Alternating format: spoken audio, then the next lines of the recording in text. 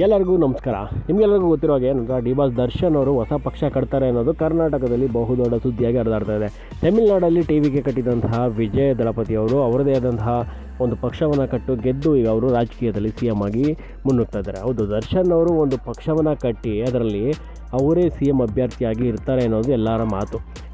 ದರ್ಶನ್ ಪಕ್ಷ ಕಟ್ಟಿದ್ರೆ ಆ ಪಕ್ಷದ ಹೆಸರು ಇದೇ ಆಗಿರುತ್ತೆ, ದರ್ಶನ್ ಸೆಲೆಬ್ರಿಟಿ ಪಾರ್ಟಿ ಅಂತ. ಹೌದು, DCP. ಹೌದು, ದರ್ಶನ್ ಸೆಲೆಬ್ರಿಟಿ ಪಾರ್ಟಿ ಅಂತ ಯಾಕಿರ್ತಾರೆ ಅಂದರೆ ದರ್ಶನ್ ಅವರು ಸೆಲೆಬ್ರಿಟಿಗಳನ್ನು ಅಷ್ಟು ಇಷ್ಟಪಡ್ತಾರೆ, ಅವರ ಸೆಲೆಬ್ರಿಟಿಗಳು ದರ್ಶನ್ ಕೂಡ ಅಷ್ಟೇ ಇಷ್ಟಪಡ್ತಾರೆ ಅನ್ನೋದು ಈ ಒಂದು ಪಕ್ಷದ ಒಂದು ಸಿಂಬಲ್ ಆಗಿ ಮತ್ತು ಪಕ್ಷದ ಹೆಸರಾಗಿ ಇಟ್ಟಿರ್ತಾರೆ ಅಂತ ನಮ್ಮೆಲ್ಲರ ಅನಿಸಿಕೆ.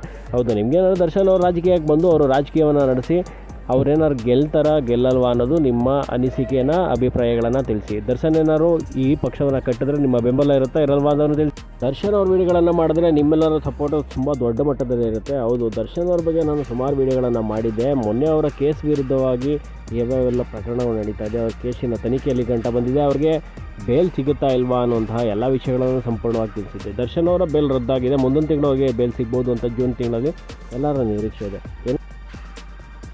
ಸುಪ್ರೀಂ ಕೋರ್ಟ್ ಆದೇಶದಂತೆ ದರ್ಶನ್ ಅವ್ರಿಗೇನಾದ್ರು ನಮ್ಮ ಸರ್ಕಾರ ಗಡುವು ನೀಡಿ ಅವ್ರಿಗೇನಾದ್ರು ಬೇಲ್ ಕೊಡಿ ಅಂತ ನಮ್ಮ ಮನವಿ ಕೊಟ್ಟರೆ ಪಕ್ಕಾ ಕನ್ಫರ್ಮ್ ಆಗಿ ದರ್ಶನ್ ಅವ್ರಿಗೆ ಬೇಲ್ ಸಿಗುತ್ತೆ. ದರ್ಶನ್ ಅವರು ಹೊರಗಡೆ ಬರೋದಂತ ಅವರ ಅಭಿಮಾನಿಗಳು ಸಿಕ್ಕಾಪಟ್ಟೆ ಕಾಯ್ತಾ ಇದ್ದಾರೆ.